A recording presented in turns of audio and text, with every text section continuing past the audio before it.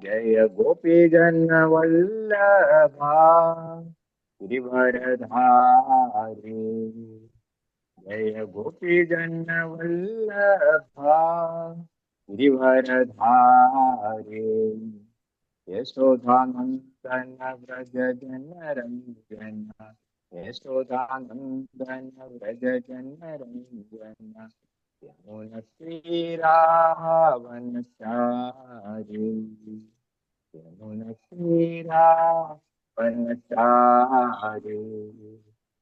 जय राधा माधवा कुंज बिहारी। जय राधा माधवा कुंज बिहारी। जय गोपी जन वल्लभा गिरिवरधारी। जय गोपी जन वल्लभा गिरिवरधारी। यशोदानंदन व्रज जन रंजन। यशोदानंदन व्रज जन रंजन। यमुनतीरावनचारी। यमुनतीरावनचारी। राधा माधवा कुंज बिहारी। जय गोपी जन वल्लभा गिरिवरधारी। यशोदानंदन व्रज जन रंजन। यमुनतीरावनचारी। जय राधा माधवा कुंज बिहारी। जय राधा माधवा कुंज बिहारी। हरे कृष्णा कृष्ण कृष्ण हरे हरे। हरे राम राम राम हरे हरे। हरे कृष्ण कृष्ण कृष्ण हरे हरे। हरे राम राम राम हरे हरे। हरे कृष्ण कृष्ण कृष्ण हरे हरे। हरे राम राम राम हरे हरे। हरे कृष्ण कृष्ण कृष्ण हरे हरे। हरे राम राम राम हरे हरे। जय प्रभुपादा जय प्रभुपादा प्रभुपादा श्रील प्रभुपादा। जय गुरुदेवा गुरुदेवा जय गुरुदेव। जय हरि बोल हरि बोल हरि बोल नित्य जय हरि बोल। हरि बोल हरि बोल हरि बोल हरि बोल हरि बोल हरि बोल हरि बोल हरि बोल। ओम नमो भगवते वासुदेवाय। ओम नमो भगवते वासुदेवाय। ओम नमो भगवते वासुदेवाय। ओम अज्ञानतिमिरान्धस्य ज्ञानाञ्जनशलाकया चक्षुरुन्मीलितं येन तस्मै श्रीगुरवे नमः। श्रीचैतन्यमनोभीष्टं स्थापितं येन भूतले स्वयं रूपः कदा मह्यं ददाति स्वपदान्तिकम्। वन्देऽहं श्रीगुरो श्रीयुतपदकमलं श्रीगुरून् वैष्णवांश्च श्रीरूपं साग्रजातं सागणरघुनाथान्वितं तं सजीवं साद्वैतं सावधूतं परिजनसहितं कृष्णचैतन्यदेवं श्रीराधाकृष्णपादान् सकणललिता श्रीविशाखान्वितांश्च। हे कृष्णकरुणा सिन्धो दीनबन्धो जगत्पते गोपेश गोपिकान्त राधाकान्त नमोस्तुते। तप्तकाञ्चन गौराङ्गी राधे वृन्दावनेश्वरी वृषभानुसुते देवी प्रणमामि हरिप्रिये। വാഞ്ചാകൽപതരുഭ്യശ്ച കൃപാ സിന്ധുഭ്യേവ ച പതിതാനാം പാവനേഭ്യോ വൈഷ്ണവേഭ്യോ നമോ നമഃ. ശ്രീകൃഷ്ണ ചൈതന്യ പ്രഭു നിത്യാനന്ദ ശ്രീ അദ്വൈത ഗദാധര ശ്രീവാസാദി ഗൗരഭക്തവൃന്ദ. ഹരേ കൃഷ്ണ കൃഷ്ണ കൃഷ്ണ ഹരേ ഹരേ, ഹരേ രാമ രാമ രാമ ഹരേ ഹരേ. മൂകം കരോതി വാചാലം പങ്കും ലങ്കായതേഗിരിം യത്കൃപാതമഹം വന്ദേ ശ്രീഗുരും ദീനതാരിണം പരമാനന്ദമാധവം ശ്രീ ചൈതന്യ ഈശ്വരം. ഹരി ഓം തത്സത്. ഹരേ കൃഷ്ണ.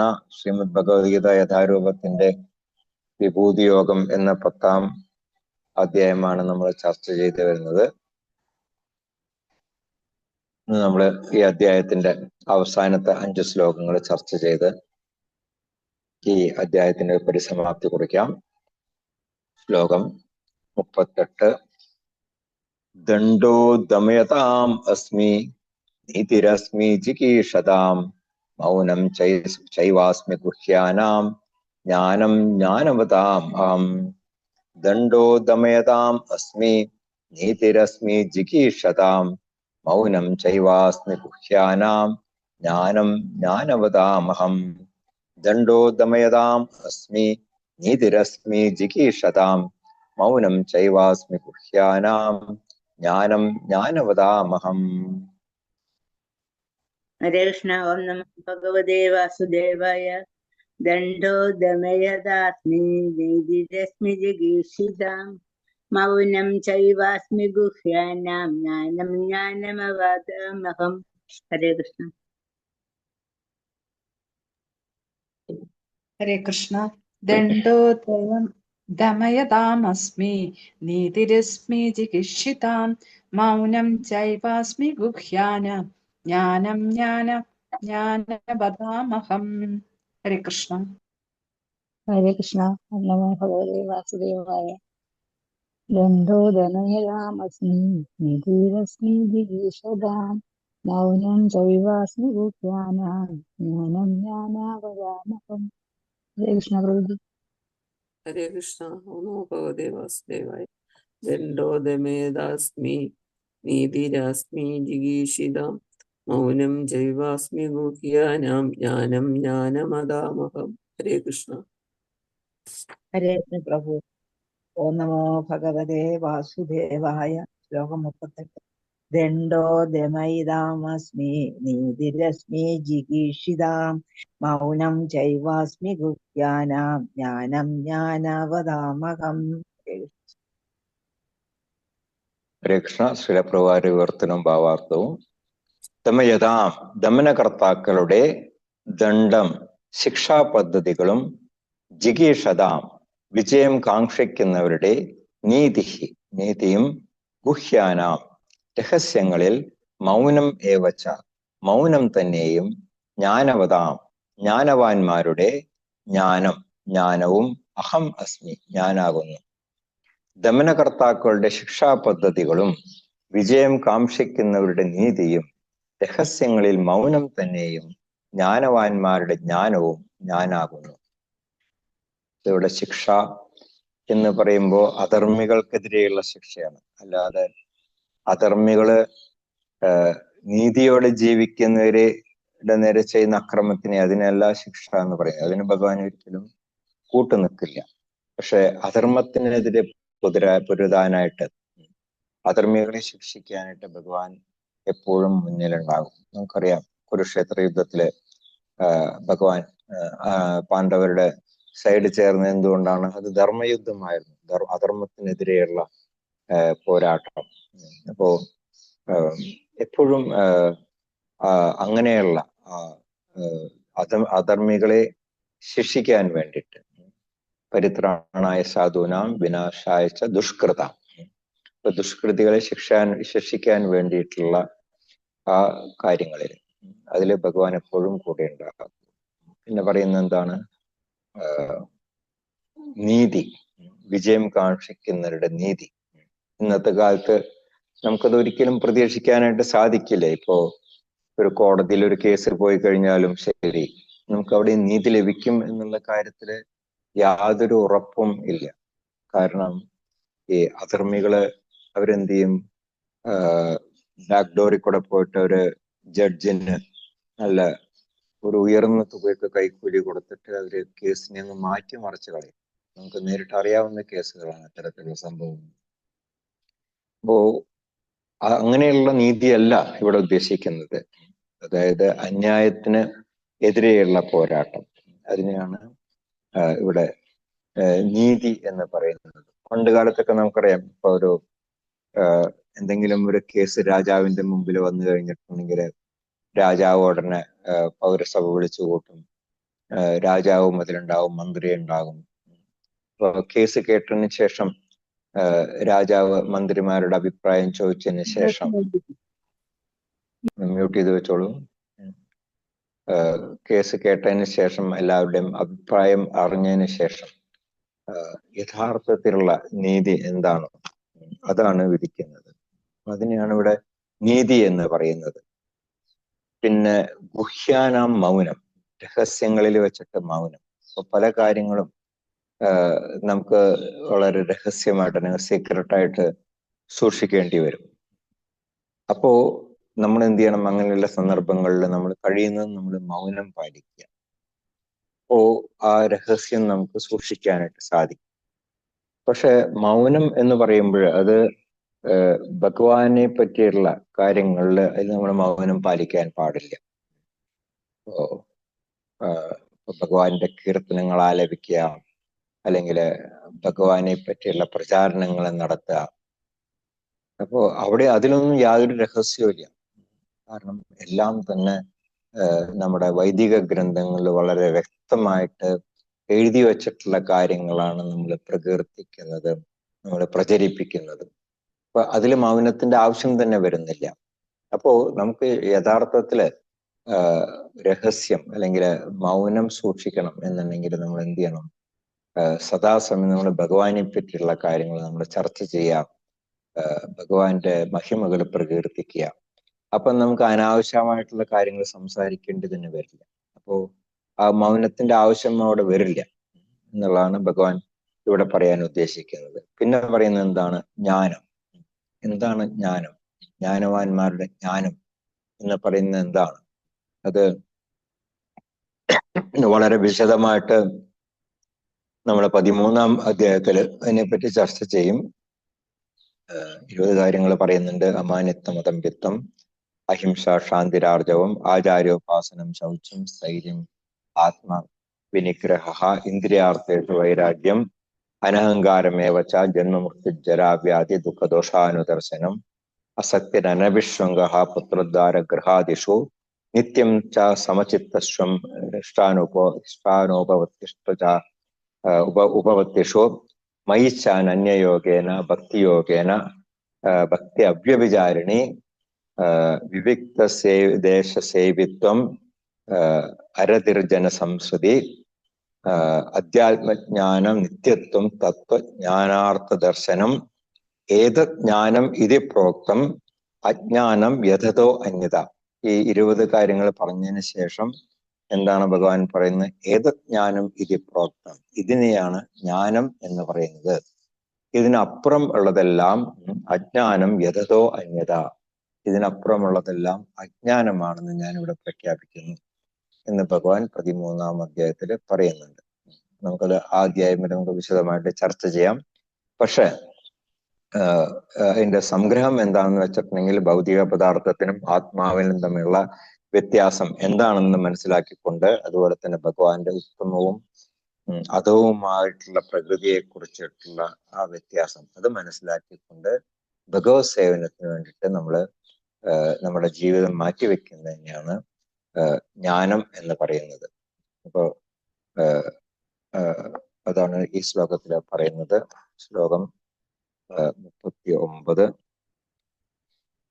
യച്ഛാഭി സർവഭൂതാനാം ബീജം തദഹമർജുന, ന തദസ്തി വിനാ യസ്യാത് മയാ ഭൂതം ചരാചരം. യച്ഛാഭി സർവഭൂതാനാം ബീജം തദഹമർജുന, ന തദസ്തി വിനാ യസ്യാത് മയാ ഭൂതം ചരാചരം. യച്ഛാഭി സർവഭൂതാനാം ബീജം തദഹമർജുന, ന തദസ്തി വിനാ യസ്യാത് മയാ ഭൂതം ചരാചരം. ഹരേ കൃഷ്ണ. ഓം നമോ ഭഗവതേ വാസുദേവായ. യച്ഛാപി സർവഭൂതാനാം ബീജം തദഹമർജുന ന തദസ്തി വിനായസ്യ മയാ ഭൂതം ചരാചരം. ഹരേ ഹരേ കൃഷ്ണ. കൃഷ്ണ. ഓം നമോ ഭഗവതേ വാസുദേവായ. യച്ഛാപി സർവഭൂതാനാം ബീജം തദാഹമർജുന ന തദസ്തി വിനയായ മായാഭൂതം ചരാചരം. ഹരേ കൃഷ്ണ. ഹരേ കൃഷ്ണ. യച്ഛാപി സർവഭൂതാനാം ബീജം തദർഹമർജുന ന തദസ്തി വിനാ യസ്യാത്മയാ ഭൂതം ചരാചരം. ഹരേ കൃഷ്ണ. ഹരേ കൃഷ്ണ. യച്ഛാപി സർവഭൂതാനാം ബീജം തദഹമർജുന ന തദസ്തി വിനയാം യസ്യാമയാ ഭൂതം ചരാചരം. ഹരേ കൃഷ്ണ. ഹരേ കൃഷ്ണ. യച്ഛാപി സർവഭൂതാനാം ബീജം തദഹമർജുന ന തദസ്തി വിനായസ്യ മയാ ഭൂതം ചരാചരം. ഓം നമോ ഭഗവതേ വാസുദേവായ. യച്ഛാപി സർവഭൂതാനാം ബീജം തദഹമർജുന ന തദസ്തി വിനാ തസ്യ മായം ഭൂതം ചരാചരം. ഭഗവാനുവാച യച്ഛാപി സർവഭൂതാനാം ബീജം തദഹമർജുന ന തദസ്തി വിനാ യസ്യാന്മയാ ഭൂതം ചരാചരം. ഹരേ കൃഷ്ണ. ശ്രീലപ്രഭുവാന്റെ വിവർത്തനം ഭാവാർത്ഥം. അർജുന, ഹേ അർജുന, സർവഭൂതാനാം എല്ലാ സൃഷ്ടികളുടെയും ബീജവും അഹം അസ്തി ഞാനാണ്. മയാവിന എന്നെ കൂടാതെ ചരാചരങ്ങളിൽ ഒന്നിനും ഭൂതം ന അസ്തി നിലനിൽപ്പില്ല. ഹേ അർജുന, എല്ലാ സൃഷ്ടികളുടെയും ബീജവും ഞാനാണ്. എന്നെ കൂടാതെ ചരാചരങ്ങളിൽ ഒന്നിനും നിലനിൽപ്പില്ല. ഇതെല്ലാം ഭഗവാൻ നേരത്തെ വളരെ വിശദമായിട്ട് പറഞ്ഞിട്ടുള്ള കാര്യങ്ങളാണ്. ഇവിടെ സംഗ്രഹിച്ചു പറയണമെന്നേ ഉള്ളൂ. സർവഭൂതാനാം ബീജം ഭഗവാൻ പറയുന്നുണ്ട്. അഹം ബീജപ്രദ എന്ന് പറയുന്നുണ്ട്. എല്ലാ ജീവജാലങ്ങൾക്കും വേണ്ട ബീജം പ്രദാനം ചെയ്യുന്ന ഞാനാണ് എന്ന് പറയുന്നുണ്ട്. അത് തന്നെയാണ് ബ്രഹ്മാവും പറയുന്നത്. ഈശ്വര പരമകൃഷ്ണ സച്ചിദാനന്ദ വിഗ്രഹ അനാദിരാദിർ ഗോവിന്ദ സർവകാരണ കാരണം. എല്ലാ കാരണങ്ങൾക്കും കാരണമായിട്ടുള്ളത് ഭഗവാൻ തന്നെയാണ്. ബ്രഹ്മാവ് നടത്തുന്ന സെക്കൻഡറി ക്രിയേഷൻ അല്ലെങ്കിൽ വിസർഗമാണ്. പ്രൈമറി ക്രിയേഷൻ അല്ലെങ്കിൽ സർഗം ചെയ്യുന്ന ആരാണ്? ഭഗവാനാണ്, അല്ലെ? ആദ്യം തന്നെ കാരണോദക്ഷായ വിഷ്ണു അദ്ദേഹത്തിന്റെ ആ രോമകൂപങ്ങളിൽ നിന്ന് അനന്തകൂടി ബ്രഹ്മാണ്ടങ്ങൾ വരുന്നു. ആ ബ്രഹ്മാണ്ടങ്ങളില് എല്ലാം തന്നെ വീണ്ടും ഗർഭോദക്ഷായ വിഷ്ണുവായിട്ട് പ്രവേശിക്കുന്നു. ഇതെല്ലാം നമ്മൾ ചർച്ച ചെയ്തിട്ടുള്ള കാര്യങ്ങളാണ്. ഗർഭോദക്ഷായ വിഷ്ണുവിന്റെ പൊക്കളിൽ നിന്ന് ബ്രഹ്മാവ് വരുന്നു. ബ്രഹ്മാവ് വീണ്ടും വിസർഗം അല്ലെങ്കിൽ സെക്കൻഡറി ക്രിയേഷൻ നടത്തുന്നു. അങ്ങനെ ബ്രഹ്മാവ് നടത്തുന്ന സൃഷ്ടികളിൽ വീണ്ടും ഭഗവാൻ ക്ഷീരോദക്ഷായ വിഷ്ണു അല്ലെങ്കിൽ പരമാത്മാവായിട്ട് പ്രവേശിക്കുന്നു. അപ്പൊ എല്ലാ ജീവജാലങ്ങളെയും നിലനിർത്തുന്നത് ഭഗവാനാണ്. ഭഗവാൻ ഇല്ലാതെ എന്താ പറയുന്നത്? എന്നെ കൂടാതെ മയാവിന ഭൂതം ന അസ്തി, ഒരു ചരാചരങ്ങൾക്കും നിലനിൽപ്പ് തന്നെ ഇല്ല എന്ന് പറയുന്നുണ്ട്. നമ്മുടെ ഈ അധ്യായത്തിന്റെ തുടക്കത്തിലുണ്ട് 8ാമത്തെ ശ്ലോകത്തിൽ അഹം സർവസ്യ പ്രഭവ മത സർവം പ്രവർത്തതേ, എന്നിൽ നിന്നാണ് എല്ലാം ഉദ്ഭവിക്കുന്നതെന്ന് ഭഗവാൻ പറയേണ്ടായി. അപ്പോ ആ ഭഗവാൻ ഇല്ല എന്നുണ്ടെങ്കിൽ ഒരു ജീവജാലങ്ങൾക്കും നിലനിൽപ്പ് തന്നെയില്ല. ചൈതന്യ ചരിതാമത്തിലും ഇത് പറയുന്നുണ്ട്. കൃഷ്ണശക്തി വിന നഹിത്താര പ്രവർത്തന. കൃഷ്ണന്റെ ആ ശക്തി, ജീവശക്തി ശരീരത്തിൽ ഇല്ല എന്നുണ്ടെങ്കിൽ ഒരു ജീവജാലങ്ങൾക്കും അവരുടെ അവയവങ്ങൾ പ്രവർത്തിപ്പിക്കാനായിട്ട് സാധിക്കില്ല. അപ്പൊ വളരെ പ്രധാനമായിട്ടുള്ള കാര്യമാണ് ഭഗവാൻ അല്ലെങ്കിൽ പരമാത്മാ രൂപത്തിലെ എല്ലാ ജീവജാലങ്ങളിലും വസിക്കുന്നു എന്നുള്ളത്. നമ്മൾ യജ്ഞം ചെയ്യുമ്പോൾ തന്നെ അല്ലെ നമ്മൾ ഓരോ ഇത് ശ്ലോകങ്ങളും ഉരുവിട്ട് കഴിയുമ്പോൾ നമ്മൾ അറിയുമല്ലോ, ഇതും കൃഷ്ണായ ഇതന്ന മമ ഇതം ന മമ എന്ന് പറയും. ഇത് നമുക്കുള്ളതല്ല, ഇതെല്ലാം കൃഷ്ണന് വേണ്ടിയിട്ടാണ് നമ്മൾ സമർപ്പിക്കുന്നത്. ഭഗവാന്റെ വേറൊരു പേര് തന്നെയാണ് യജ്ഞൻ എന്നുള്ളത്. വിഷ്ണു യജ്ഞ പറയുന്നുണ്ട് വേദങ്ങൾ. അപ്പോ ആ ഭഗവാൻ ഇല്ലാതെ ഒരു ജീവജാലങ്ങൾക്കും നിലനിൽപ്പില്ല എന്നുള്ള സത്യമാണ് ഇവിടെ ഭഗവാൻ വീണ്ടും ഉറപ്പിച്ച് പറയുന്നത്. ശ്ലോകം 40. നാന്തോസ്തി മമ ദിവ്യാനാം വിഭൂതീനാം പരം തവ ഏഷാ തുദ്ദേശത പ്രോക്തോ വിഭൂതിർവിസ്തരോ മയാ. നാന്തോസ്തി മമ ദിവ്യാനാം വിഭൂതീനാം പരം തവ ഏഷാ തുദ്ദേശത പ്രോക്തോ വിഭൂതിർവിസ്തരോ മയാ. നാന്തോസ്തി മമ ദിവ്യാനാം വിഭൂതീനാം പരം തവ ഏഷ തുദ്ദേശത പ്രോക്തോ വിഭൂതിർവിസ്തരോ മയാ. ഹരേ കൃഷ്ണ. ഹരേ കൃഷ്ണ. നാന്തോസ്തി മമ ദിവ്യാനാം വിഭൂതീനാം പരന്തവ ഏഷ തുദ്ദേശദാ പ്രോക്തോ വിഭൂതേർവിസ്തരോ മയാ. ഹരേ കൃഷ്ണ. ഹരേ കൃഷ്ണ. ഹരേ കൃഷ്ണ. നാന്തോസ്തി മമ ദിവ്യാനാം വിഭൂതീനാം പരം തവ ഏഷ തുദ്ദേശത പ്രോക്ത വിഭൂതിർവിസ്തരോ മയാ. ഹരേ കൃഷ്ണ. ഹരേ കൃഷ്ണ. നാസ്തോസ്തി മമ ദിവ്യാനാം വിഭൂതീനാം പരം തവ ഏഷ തുദ്ദേശദാ പ്രോക്തോ വിഭൂതിർവിസ്തരോ മയാ. ഹരേ കൃഷ്ണ ഗുരുജി. പ്രഭുജി. നാന്തോസ്തി മമ ദിവ്യാനാം വിഭൂതീനാം പരന്തവ ഏഷ തുദ്ദേശത പ്രോക്തോ വിഭൂതേർവിസ്തരോ മയാ. ഹരേ കൃഷ്ണ. ഹരേ കൃഷ്ണ. നാന്തോസ്തി മമ ദിവ്യാനാം വിഭൂതീനാം പരം തവ ഏഷ തുദ്ദേശദ പ്രോക്തോ വിഭൂതിർവിസ്തരോ മയാ. ഹരേ കൃഷ്ണ.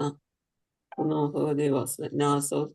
നാന്തോസ്മി മമ ദിവ്യാനാം വിഭൂതീനാം പരന്തവ ഏഷ തദ്ദേശത പ്രോക്തോ വിഭൂതിർവിസ്തരതോ മയാ. ഹരേ കൃഷ്ണ. ഹരേ കൃഷ്ണ. ശ്രേയപ്രഭാരവർത്തനും ഭാവാർത്ഥവും. പരം തപ ഹേ ശത്രുഞ്ജയ മമ എന്റെ ദിവ്യാനാം ദിവ്യങ്ങളായ വിഭൂതീനാം വിഭൂതികൾക്ക് അന്തഃ ന അസ്തി അവസാനമില്ല.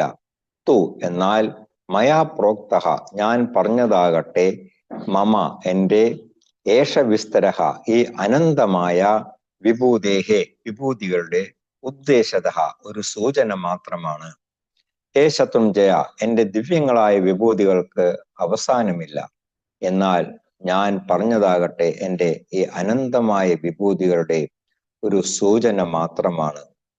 ഇപ്പൊ ഭഗവാൻ ഒരുപാട് കാര്യങ്ങൾ പറഞ്ഞു അർജുനനോട്. സൂര്യന്റെ ആ തേജസ് ഞാനാണ്, ചന്ദ്രന്റെ വെളിച്ചം ഞാനാണ്, പിന്നെ ഈ നമ്മൾ ശ്വസിക്കുന്ന വായു അതിൽ എന്റെ സാന്നിധ്യമുണ്ട്, അഗ്നിയിൽ എന്റെ സാന്നിധ്യമുണ്ട്, ഓരോ ജീവജാലങ്ങളിലും എന്റെ സാന്നിധ്യമുണ്ട്, അങ്ങനെ തുടങ്ങി ഒരുപാട് കാര്യങ്ങൾ ഭഗവാൻ പറഞ്ഞു. അപ്പോ ഭഗവാൻ പറഞ്ഞത് ആ ഭഗവാന്റെ പൂർണ്ണമായിട്ടുള്ള വിഭൂതികളെ പറ്റിയിട്ടല്ല, ചില എക്സാമ്പിൾസ് ഉദാഹരണങ്ങൾ ഭഗവാൻ പറഞ്ഞു എന്ന് മാത്രമേ ഉള്ളൂ. അപ്പോ അത് എന്തിനു വേണ്ടിയാണ് പറഞ്ഞത്? ആ അർജുനന്റെ ജിജ്ഞാസ അല്ലെങ്കിൽ നമ്മളുടെയൊക്കെ ജിജ്ഞാസ ശമിപ്പിക്കാൻ വേണ്ടിയിട്ട്. ഭഗവാന്റെ സാന്നിധ്യം, ആ ഭഗവാന്റെ വിഭൂതി എല്ലാത്തിലും ഉണ്ട് എന്നുള്ളത് നമുക്ക് പറഞ്ഞു മനസ്സിലാക്കാൻ വേണ്ടിയിട്ട് ചില ഉദാഹരണങ്ങൾ ഭഗവാൻ ഇവിടെ പറഞ്ഞു എന്ന് മാത്രമേ ഉള്ളൂ. നമ്മള് പല സ്ഥലത്തും കേട്ടിട്ടുള്ളതാണ്, 1000 നാവുള്ള അനന്തന് പോലും ആ ഭഗവാന്റെ വിഭൂതികളെ പറ്റിയിട്ട് പറയാനായിട്ട് സാധിക്കുന്നില്ല. അപ്പൊ പിന്നെ നമ്മളുടെയൊക്കെ കാര്യം പറയണോ? നമുക്ക് എന്ത് പറയാൻ സാധിക്കും? നമുക്ക് വാസ്തവത്തില് അതൊക്കെ നമുക്ക് ചിന്തിക്കാനും അതുപോലെ തന്നെ ഭഗവാന്റെ വിഭൂതികളെ പ്രകീർത്തിക്കാനും മാത്രമേ നമുക്ക് സാധിക്കുള്ളൂ. അത് കൂടുതലായിട്ട് നമുക്ക് വിസ്തരിച്ച് പറയാനായിട്ടോ അല്ലെങ്കിൽ ഒരു ക്ലാസ് എടുക്കാനോ ഉള്ള യോഗ്യതയൊന്നും നമുക്ക് ആർക്കും തന്നെ ഇല്ല. ഒരു മഹാരാജ് പറയുന്നുണ്ടായിരുന്നു, അതായത് ഈ ലോകത്തിലുണ്ടാക്കിയിട്ടുള്ള പേനകൾ മുഴുവൻ ഉപയോഗിച്ചാൽ പോലും ആ ഭഗവാന്റെ ആ വിഭൂതികൾ എഴുതി തീർക്കാനായിട്ട് സാധിക്കുന്നില്ല എന്ന് പറയുന്നുണ്ടായിരുന്നു. അപ്പോ എല്ലാത്തിലും തന്നെ ആ ഭഗവാന്റെ സാന്നിധ്യം നമുക്ക് അത് നമുക്ക് അനുഭവത്തിൽ നിന്ന് നമുക്ക് മനസ്സിലാക്കാനായിട്ട് സാധിക്കും. അതുപോലെ തന്നെ ഭഗവാന്റെ ആ ദിവ്യങ്ങളായിട്ടുള്ള പ്രകടനങ്ങള് നമ്മള് ശ്രീമദ് ഭാഗവതത്തിന്റെ 10ാം സ്കന്ധത്തിൽ നമ്മള് അതെല്ലാം വായിച്ചിട്ടുള്ളതാണ്. 6 ദിവസം പ്രായം ഉള്ളപ്പോ എത്രയോ കിലോമീറ്റർ തന്നെ വലുപ്പമുള്ള ആ പൂതന എന്ന് പറയുന്ന രാക്ഷസിയെ ഭഗവാൻ ഒരു ആയുധങ്ങളും ഇല്ലാതെ വെറുതെ ആ മുല വലിച്ചു കുടിച്ചിട്ട് അവരുടെ ജീവവായു വരെ വലിച്ചെടുക്കുകയുണ്ടായി. അതുപോലെ തന്നെ തൃണാവർത്തൻ, ശകടാസുരൻ, നഗാസുരൻ തുടങ്ങി ബകാസുരൻ, അങ്ങനെ എത്രയോ അസുരന്മാരെ ഭഗവാൻ നിഗ്രഹിക്കുകയുണ്ടായി. അതുപോലെ തന്നെ 30 കിലോമീറ്റർ നീളമുള്ള ആ ഗോവർദ്ധന പർവ്വതം, അതും വെറും 7 വയസ്സ് പ്രായമുള്ളപ്പോൾ അത് ചെറുവിരൽ ഉയർത്തിപ്പിടിച്ച് നിൽക്കുകയുണ്ടായി. ഇതൊന്നും തന്നെ കെട്ടുകഥകളല്ല, ഇതെല്ലാം നടന്നിട്ടുള്ള കാര്യങ്ങളാണ്. ഇതൊക്കെയാണ് ഭഗവാന്റെ ആ ദിവ്യമായിട്ടുള്ള വിഭൂതികൾ എന്ന് പറയുന്നത്. അതിനൊന്നും തന്നെ അന്തമില്ല, അത് ഇപ്പോഴും നടന്നുകൊണ്ടിരിക്കുകയാണ്. എവിടെയൊക്കെ ഭഗവാൻ അവതരിക്കുന്നുണ്ടോ അവിടെയെല്ലാം ഭഗവാന്റെ ഈ ലീലകളും ഉണ്ട്. നമ്മളുടെ ഈ ഭൗതിക ലോകത്തിലെ ഭഗവാൻ ഇപ്പൊ ഇല്ല, നമുക്കിപ്പോ കലിയുഗമാണ്. നമുക്ക് ദ്വാപരയുഗം കഴിഞ്ഞിട്ട് 5000 വർഷമായി. പക്ഷെ വേറെ ഏതോ ഒരു ബ്രഹ്മാണ്ഡത്തിൽ ഇപ്പൊ ദ്വാപരയുഗം നടന്നുകൊണ്ടിരിക്കുകയാണ്.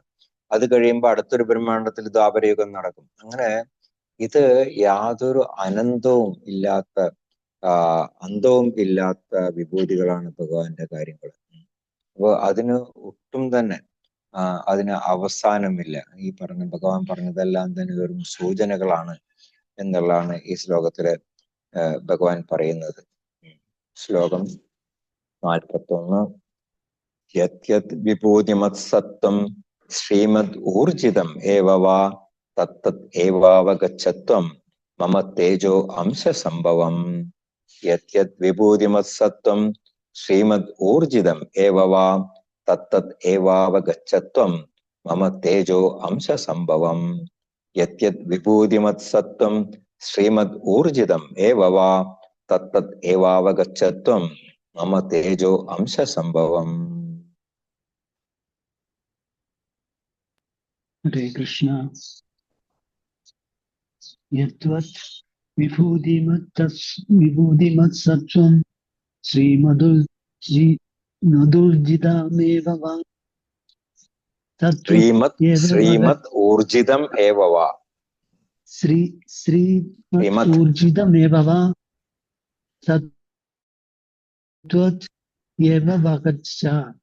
തത്വത് ഏവ ഭഗച്ഛാത്വം മമ തേജ അംശ സംഭവം. ഹരേ കൃഷ്ണ. ഹരേ കൃഷ്ണ. യത് വിഭൂതിമത്സത്വം ശ്രീമദ് ഊർജിതമേവ വാ തദ്ദത് ഏവാവഗച്ഛത്വം മമ തേജോംശ സംഭവം. ഹരേ കൃഷ്ണ. ഹരേ കൃഷ്ണ. ശ്രീപ്രഭുവാരവർത്തനം ഭാവാർത്ഥം. വിഭൂതിമത് ഐശ്വര്യ ഗുണമുള്ളതായോ, ശ്രീമത് സൗന്ദര്യമുള്ളതായോ, ഊർജിതം ഏവവ ഊർജിതമായി തന്നെയോ, യത് യത് സത്വം ഏതൊരു സൃഷ്ടിയുണ്ടോ, തത് തത് അതെല്ലാം, മമ എന്റെ, തേജോ അംശ സംഭവം തേജസ്സിന്റെ ഒരു കണികയിൽ നിന്ന് ഉത്ഭവിച്ചതാണെന്ന് ത്വം അവഗച്ഛ നീ അറിഞ്ഞാലോ. ഐശ്വര്യ ഗുണമുള്ളതായോ, സൗന്ദര്യമുള്ളതായോ, ഊർജിതമായി തന്നെയോ ഏതൊരു സൃഷ്ടിയുണ്ടോ അതെല്ലാം എന്റെ തേജസ്സിന്റെ ഒരു കണികയിൽ നിന്ന് ഉദ്ഭവിച്ചതാണെന്ന് നീ അറിഞ്ഞാലും. അപ്പോ അംശസംഭവ വളരെ ചെറിയൊരു ഭഗവാന്റെ വിഭൂതികളുടെ ഒരു അംശം മാത്രമാണ് നമുക്ക് അത് അനുഭവിക്കാനായിട്ട് സാധിക്കുന്നത്. പക്ഷെ അതിന്റെ മഹത്വം എന്ന് പറഞ്ഞിട്ടുണ്ടെങ്കിൽ അത് പറഞ്ഞറിയിക്കാനായിട്ട് സാധിക്കില്ല. ഈ ഭൗതിക ലോകത്തിൽ കാണുന്ന കാര്യങ്ങളെ കുറിച്ച് മാത്രമേ നമുക്ക് അറിവുള്ളൂ. ഈ വെള്ളം, വായു, വെളിച്ചം, ഭക്ഷണ പദാർത്ഥങ്ങള്, അങ്ങനെ പുഷ്പങ്ങൾ, അങ്ങനെ തുടങ്ങിയിട്ട് നമുക്ക് നമ്മളുടെ ഈ ഭൗതിക ലോകത്തിൽ കാണുന്ന ഏതൊന്നിലും തന്നെ ആ ഭഗവാന്റെ ആ വിഭൂതികള് ഉണ്ട്. പക്ഷെ അത് തന്നെ നമുക്ക് അളക്കാനായിട്ട് സാധിക്കുന്നില്ല. ഇതെല്ലാം കൂടെ ചേർത്ത് കഴിഞ്ഞിട്ടുണ്ടെങ്കിൽ പോലും എവിടെ ഈ ഭൗതിക ലോകത്തിൽ മാത്രമല്ല, ഈ ഭൗതിക ലോകത്തിലും അതുപോലെ തന്നെ ആധ്യാത്മിക ലോകത്തിലും ഉള്ള തേജസ്സുള്ളതും സുന്ദരമായിട്ടുള്ളതും ഐശ്വര്യപൂർണമായിട്ടുള്ളത് എല്ലാം കൂടി ചേർത്ത് കഴിഞ്ഞാലും തന്നെ ആ ഭഗവാന്റെ മൊത്തം വിഭൂതിയുടെ ഒരു ചെറിയൊരു അംശം മാത്രമേ ആകുന്നു. ഇപ്പോ ഒരു ഉദാഹരണം പറയാൻ ചിലപ്പോ നമ്മളിപ്പോ ഈ തീപ്പെട്ടിക്കുളി ഉണ്ട് അല്ലെ, തീപ്പെട്ടിക്കുളിയുടെ അറ്റത്ത് ഒരു ചെറിയൊരു പൊട്ട് മരുന്നേ ഉള്ളൂ. അത് നമ്മളങ്ങ് ഉരയ്ക്കുമ്പോൾ അതങ്ങ് കത്തും. അതുകൊണ്ട് നമുക്ക് എത്ര നമുക്ക് വസ്തുക്കൾ ജ്വലിപ്പിക്കാനായിട്ട് സാധിക്കും അല്ലെ. ഒരു കാടിന് തന്നെ തീയിടാനായിട്ട് സാധിക്കും. അല്ലെങ്കിൽ ആ ഒരു ചെറിയൊരു സ്പാർക്ക് കൊണ്ട് നമുക്കൊരു വീടിന് തീ വെക്കാനായിട്ട് സാധിക്കും. നമുക്ക് എത്ര ഭക്ഷണ പദാർത്ഥങ്ങൾ ആ ഒരു ചെറിയ തീ കൊണ്ട് ഉണ്ടാക്കാനായിട്ട് സാധിക്കും. അപ്പൊ അതുപോലെ തന്നെയാണ് ആ ഭഗവാന്റെ ഒരു ചെറിയ അംശം എന്ന് പറയുന്നത് ഇത്രയും വലുതാണ് എന്നുണ്ടെങ്കിൽ ആ ഭഗവാന്റെ മൊത്തം വിഭൂതികൾ നമുക്ക് ഒട്ടും തന്നെ അളക്കാനായിട്ട് സാധിക്കില്ല. അത്രയും മഹത്തരമായിട്ടുള്ള വിഭൂതികളാണ് ഭഗവാന്റെ വിഭൂതികൾ എന്ന് പറയുന്നത്. ഇത് വെറുതെ നമ്മൾ ഇങ്ങനെ ഇരുന്ന് ചിന്തിച്ചാൽ മാത്രം മതി. നമുക്ക് ഭഗവാനോടുള്ള ആ ഭഗവാന്റെ ദിവ്യത്വത്തെ ചിന്തിക്കുകയാണെന്ന് തന്നെ നമുക്ക് ഭഗവാനോടുള്ള ഭക്തി അറിയാതെ നമുക്ക് അത് വളർത്തിയെടുക്കാനായിട്ട് സാധിക്കും. ഇന്നലെ ഒരു ക്ലാസ്സിൽ കേട്ടതാണ്, ഒരു ഹിന്ദി മഹാരാജ് അല്ല ഒരു ഹിന്ദി മഹാരാജ് അല്ല, ഒരു ബ്രഹ്മചാരി ഇവിടുത്തെ ക്ലാസ്സിൽ അവര് ഡൊണേഷൻ പിരിക്കാനായിട്ട് ഒരു സ്ഥലത്ത് പോയപ്പോൾ വലിയ പണക്കാരനാണ്. അപ്പൊ അയാള് ഇവര് ചെന്ന ഉടനെ തന്നെ അങ്ങ് തട്ടിക്കയറി ഇവരുടെ നേരെ.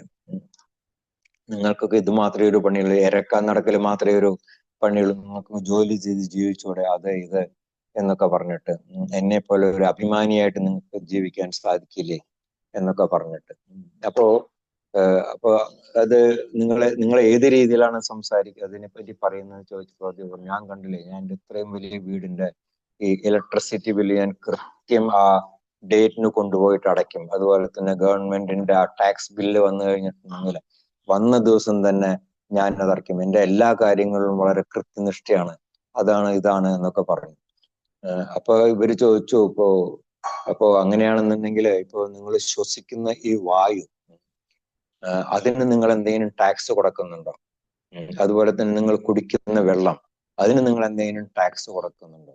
അതുപോലെ തന്നെ ഈ ഭൗതിക ലോകത്ത് നിങ്ങൾക്ക് കിട്ടുന്ന ഭക്ഷണ പദാർത്ഥങ്ങൾ ഇതിന് നിങ്ങൾ എന്തെങ്കിലും അത് എവിടെന്നാ വരുന്നതിനെ പറ്റി നിങ്ങൾ ചിന്തിച്ചിട്ടുണ്ടോ? ഇങ്ങനെ ചോദ്യങ്ങൾ ചോദിച്ചു കഴിഞ്ഞപ്പോൾ അയാൾക്ക് ഉത്തരമില്ലാതായി. അവസാനം അയാൾ ഡൊണേഷൻ കൊടുത്ത് ഇവരെ പറഞ്ഞു വിട്ടു. അത് മാത്രമല്ല പിന്നീട് അയാൾ ഒരു ഭക്തനാകുകയും ചെയ്തു. അപ്പോ നമ്മൾ ഇതൊക്കെ ചിന്തിച്ചു കഴിഞ്ഞിട്ടുണ്ടെങ്കിൽ, ഇതിനെപ്പറ്റി ഇവിടെ നമ്മൾ ചിന്തിച്ചാൽ മാത്രം മതി നമുക്ക് ആ ഭഗവാന്റെ ദിവ്യത്വത്തിനെ പറ്റിയുള്ള ആ ഒരു അറിവ് നമുക്ക് നേടാനായിട്ടും അതുപോലെ തന്നെ ആ ഭഗവാനോടുള്ള ഭക്തി വളർത്തിയെടുക്കാനായിട്ടും നമ്മൾ എത്രത്തോളം ഭഗവാനോട് കടപ്പെട്ടവരാണ് എന്നുള്ളത് ഈ ചെറിയ ചെറിയ സംഭവങ്ങളിൽ നമുക്ക് മനസ്സിലാക്കാനായിട്ട് സാധിക്കും. വാസ്തവത്തിൽ നമ്മൾ ചോരന്മാരാണെന്ന് ഈശോപനിഷത്തിൽ പറയുന്നുണ്ട് അല്ലെ. ഇതൊന്നും തന്നെ നമ്മളുടെ അല്ല, ഇതെല്ലാം തന്നെ ഭഗവാന്റെയാണ്. അപ്പൊ നമ്മൾ നമ്മുടെ സ്വന്തം കാര്യങ്ങൾക്ക് വേണ്ടിയിട്ട് നമ്മളത് ഉപയോഗിക്കുമ്പോൾ നമ്മളെല്ലാം ചോരന്മാരാണ്. അപ്പൊ നമ്മള് അതിനെല്ലാം തന്നെ ഭഗവാന് ടാക്സ് കൊടുക്കണം. നമുക്ക് ഭഗവാന് എങ്ങനെ ടാക്സ് കൊടുക്കാനായിട്ട് സാധിക്കും? ഭഗവാനോടുള്ള ഭക്തിയുത സേവനം, അതിൽ കൂടെ മാത്രമേ നമുക്ക് ഭഗവാന് ടാക്സ് കൊടുക്കാനായിട്ട് സാധിക്കുള്ളൂ. അല്ലാതെ ഭണ്ഡാരത്തിൽ 1 രൂപയോ 100 രൂപയോ 1 കോടി രൂപയോ ഇട്ടുകൊണ്ട് നമുക്ക് ഭഗവാനോടുള്ള കടപ്പാട് തീരില്ല. ഭക്തിയുത സേവനത്തിൽ കൂടെ മാത്രമേ നമുക്ക് ഭഗവാൻ തരുന്ന കാര്യങ്ങൾക്ക് നമുക്ക് ഭഗവാനോടുള്ള ആ കടപ്പാട് തീർക്കാനായിട്ട് സാധിക്കുള്ളൂ. അപ്പൊ അത് നമ്മൾ മനസ്സിലാക്കണം. അപ്പൊ ഇത്രയും പറഞ്ഞുകൊണ്ട് ഭഗവാൻ ആ വിഭൂതി യോഗം എന്ന് പറയുന്ന ആ 10-ാം അധ്യായം അവസാനിപ്പിക്കുകയാണ്. എന്താണ് ഭഗവാൻ അവസാനമായിട്ട് അർജുനോട് പറയുന്നത് നമുക്ക് നോക്കാം. അഥവാ ബഹുനൈതേന കിം ജ്ഞാതേന തവ അർജുന ദൃഷ്ടവ്യാഹം ഇദം കൃഷ്ണം ഏകാംശേന സ്ഥിതോ ജഗത്. അഥവാ ബഹുനൈതേന കിം ജ്ഞാതേന തവ അർജുന ദൃഷ്ടവ്യാഹം ഇദം കൃഷ്ണം ഏകാംശേന സ്ഥിതോ ജഗത്. അഥവാ ബഹുനൈതേന കിം ജ്ഞാതേന തവ അർജുന ദൃഷ്ടവ്യാഹം ഇദം കൃഷ്ണം ഏകാംശേന സ്ഥിതോ ജഗത്. ഹരേ കൃഷ്ണ.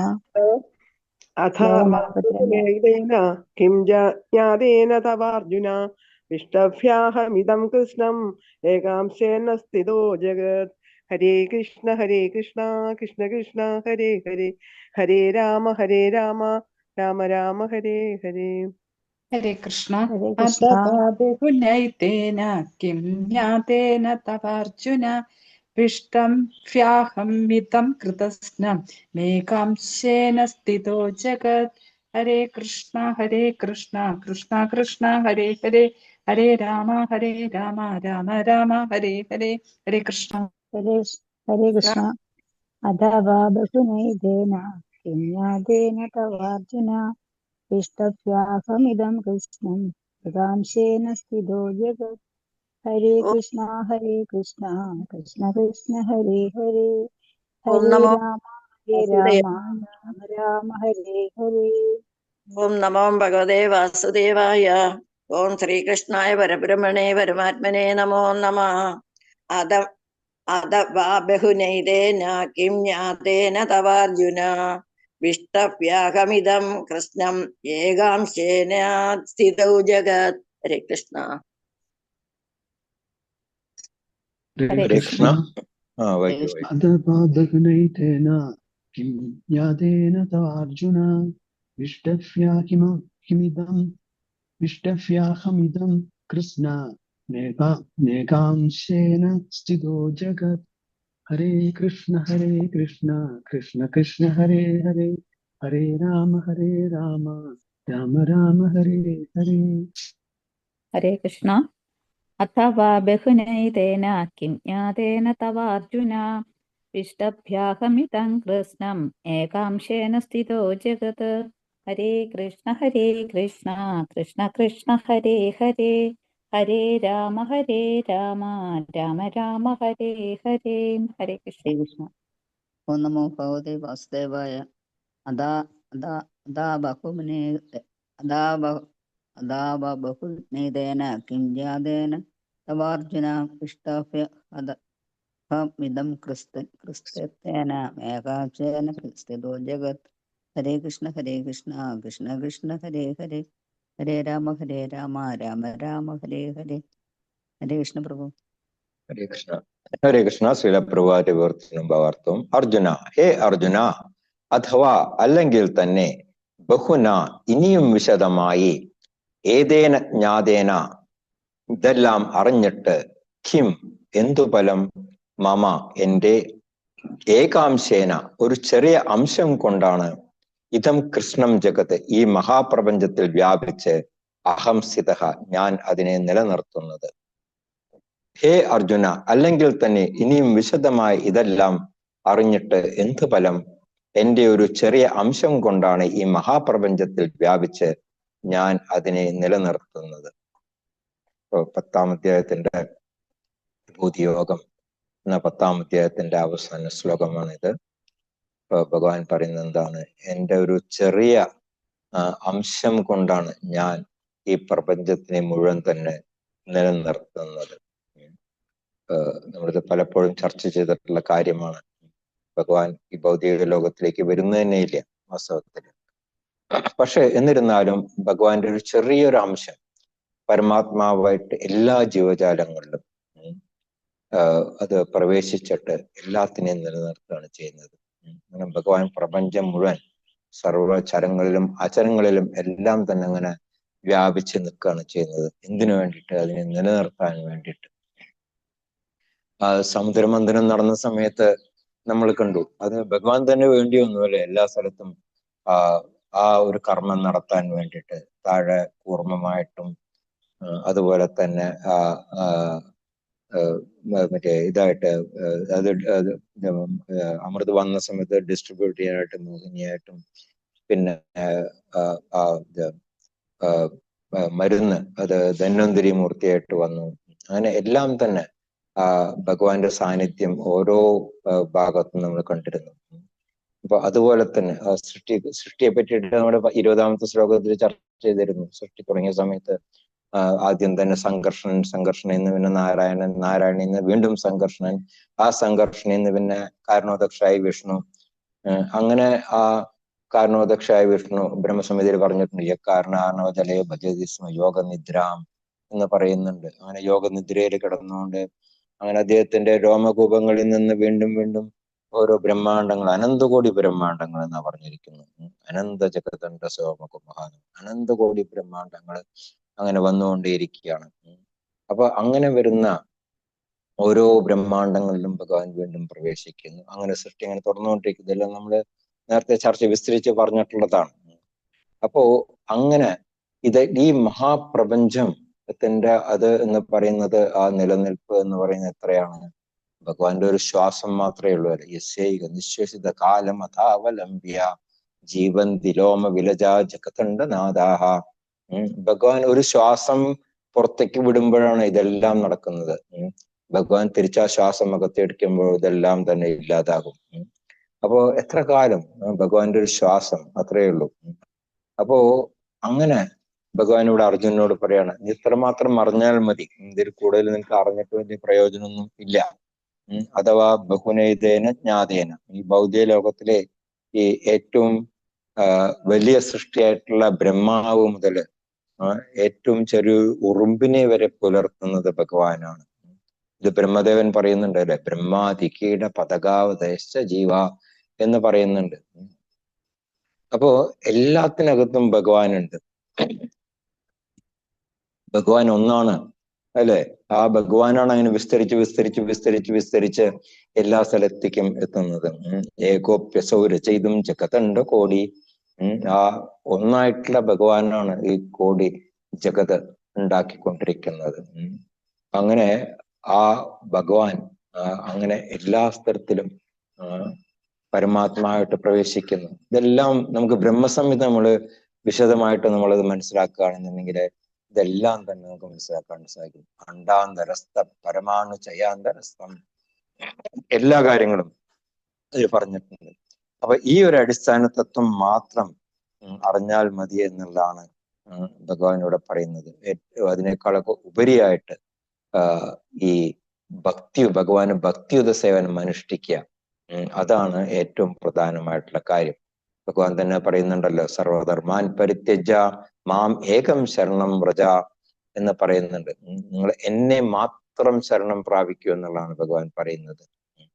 പലരും പറയുന്നുണ്ട് ഭഗവാന്റെ അംശം അങ്ങനെ എല്ലാ ദേവതകളിലും ഉണ്ട് എന്നുണ്ടെങ്കിൽ ഏത് ദേവതമാരെ ആരാധിച്ചാലും ആ ആരാധന ഭഗവാനിൽ ചെന്നെത്തില്ലേ എന്ന് പറയുന്നുണ്ട്. പക്ഷെ അത് ശരിയല്ല എന്നുള്ള ഭഗവാനാ പറയുന്നത്. കാരണം ഭഗവാൻ അത് തെളിയിക്കുകയും ചെയ്തു അല്ലെ. ഭഗവാൻ ദേവാരാധനയെ നിരുത്സാഹപ്പെടുത്തുകയാണ് ചെയ്യുന്നത്. നന്ദഗോപര് ഇന്ദ്രപൂജ ചെയ്യാനായിട്ട് പുറപ്പെട്ടവിടെ ഭഗവാൻ പറഞ്ഞു അതിന്റെ ആവശ്യമില്ല, ഇന്ദ്രപൂജ നിങ്ങൾ ചെയ്യുന്നതിന്റെ യാതൊരു കാര്യവുമില്ല. കാരണം ഇന്ദ്രനല്ല നമുക്ക് വേണ്ട ഭക്ഷണപദാർത്ഥങ്ങളെല്ലാം തരുന്നത്. നമുക്ക് വേണ്ട ഭക്ഷണപദാർത്ഥങ്ങൾ തന്നത് ഗോവർദ്ധന പർവ്വതമാണ്. ഗോവർദ്ധന പർവ്വതന്മാരാണ് സ്വയം ഭഗവാൻ തന്നെയാണ്. പക്ഷെ ഭഗവാൻ അത് നേരിട്ട് പറഞ്ഞില്ല, ഞാനാണ് ഇതെല്ലാം തരുന്നത്. ഭഗവാൻ നന്ദഗോപരോട് പറഞ്ഞില്ല, ഗോവർദ്ധന പർവ്വതമാണ് തരുന്നത് എന്ന് പറഞ്ഞു. അപ്പോ ഭഗവാന് പൂജ ചെയ്യുന്നതിന് പോലെ തന്നെയാണ് ഗോവർദ്ധന പൂജ ചെയ്യുന്നത്. അപ്പൊ ഭഗവാൻ പറഞ്ഞു നിങ്ങൾ ഗോവർദ്ധന പർവ്വതത്തിന് പൂജ ചെയ്താൽ മതി, എന്തിനു പൂജ ചെയ്യണ്ട എന്ന് പറഞ്ഞു. അപ്പോ ഈ എല്ലാ ദേവതന്മാരെയും ആരാധിക്കുന്നത് അത് നിരുത്സാഹപ്പെടുത്താണ് ഭഗവാൻ ഇവിടെ ചെയ്യുന്നത്. എല്ലാറ്റിലും അംശം ഉണ്ട് എന്നുണ്ടെങ്കിലും അംശം ഒരിക്കലും പൂർണ്ണത്തിന് തുല്യമാകില്ല. ഇപ്പൊ നമ്മൾ ഒരു ഗ്ലാസ് കടൽ വെള്ളം എടുത്തിട്ട് ഇത് കടലാണ് എന്ന് പറഞ്ഞിട്ടുണ്ടെങ്കിൽ ആ ഒരു ഗ്ലാസ് കടൽ വെള്ളം കടലാകില്ല. കടലും ഒരു ഗ്ലാസ് കടൽ വെള്ളവും ആണ്. അപ്പോ നമ്മൾ നേരത്തെ ചർച്ച ചെയ്തിട്ടുണ്ട് അല്ലെ, യാന്തി ദേവ പിതാൻ യാന്തി വൃതാ ദേവാൻ വൃതൻ യാന്തി പ്രതിവൃതാഹ ഭൂതാനി യാന്തി ഭൂതേജ മത്യാജി യാന്തി മധ്യാജിനോ അഭിമാം എന്ന് നമ്മൾ പഠിച്ചിട്ടുണ്ട്. അതായത് ദേവന്മാരെ ആരാധിക്കുന്നവര് അവരുടെ ലോകത്തിൽ പോകും, പിതൃക്കളെ ആരാധിക്കുന്നവര് പിതൃക്കളുടെ ലോകത്തിൽ പോകും, ഭൂതപ്രേതാദികളെ ആരാധിക്കുന്നവര് ഭൂതപ്രേതാദികളുടെ ലോകത്തിൽ പോകും. യാന്തി മധ്യാജിനോ അഭിമാം, എന്നെ ആരാധിക്കുന്നവര് എന്റെ ഗോലോക വൃന്ദാവനത്തിലെത്തും എന്ന് ഭഗവാൻ പറഞ്ഞിട്ടുണ്ട്. അപ്പൊ ഭഗവാനേക്കാൾ ശ്രേഷ്ഠരായിട്ട് ആരും തന്നെ ഇല്ല. ഇത് ഭഗവാൻ പറയുന്നുണ്ട്, അഹം സർവസ്യ പ്രഭവ മത സർവം പ്രവർത്തതേ. അപ്പൊ ഇവിടെ പ്രഭുവാർ പറയുന്നു ഭഗവാൻ അസമോർധ്വനാണ് എന്ന് പറഞ്ഞിട്ടുണ്ടെങ്കിൽ അദ്ദേഹത്തിന് സമനായിട്ട് വേറെ ആരും തന്നെ ഇല്ല. ഇപ്പോ ഭഗവാൻ കൃഷ്ണനെ ബ്രഹ്മാവിനോടോ അല്ലെങ്കിൽ മഹാദേവനോടോ തുല്യനായിട്ട് കാണാൻ പാടില്ല എന്ന് പത്മപുരാണത്തില് പറയുന്നുണ്ട്. നമ്മള് ഈ 10 നാമാപരാധങ്ങൾ പറയുമ്പോഴതിലെ ആദ്യത്തെ വസ്തുത അതാണ്.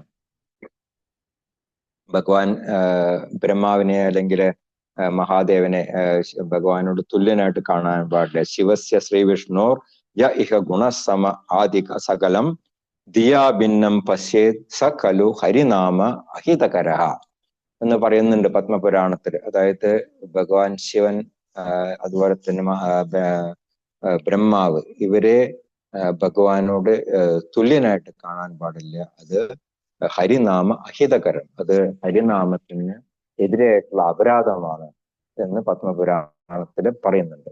അപ്പോ ഭഗവാന്റെ ശക്തികളുടെയും അതുപോലെ തന്നെ ആ വിഭൂതികളുടെയും ആ വിസ്തരണങ്ങളുടെയും ഒക്കെ വിവരണം ഇത് പഠിച്ചാൽ തന്നെ നമുക്ക് ആ ഭഗവാന്റെ സ്ഥാനം എന്താണെന്നുള്ളത് നമുക്ക് സംശയലേശമന്യേ പൂർണ്ണമായിട്ട് ഗ്രഹിക്കാനും അതുപോലെ തന്നെ നമുക്ക് ഭഗവാന്റെ മനസ്സുറപ്പിക്കാനും സാധിക്കും. നാം ശ്വസിക്കുന്ന വായു, നാം കുടിക്കുന്ന വെള്ളം, നാം ഭക്ഷിക്കുന്ന ധാന്യങ്ങള്, പച്ചക്കറികള്, പഴവർഗ്ഗങ്ങള്, അതുപോലെ തന്നെ നാം വസിക്കുന്ന ഈ ഭൂമി, ഇതിലെ എല്ലാത്തിലും തന്നെ ഭഗവാന്റെ സാന്നിധ്യം വളരെ വ്യക്തമാണ്.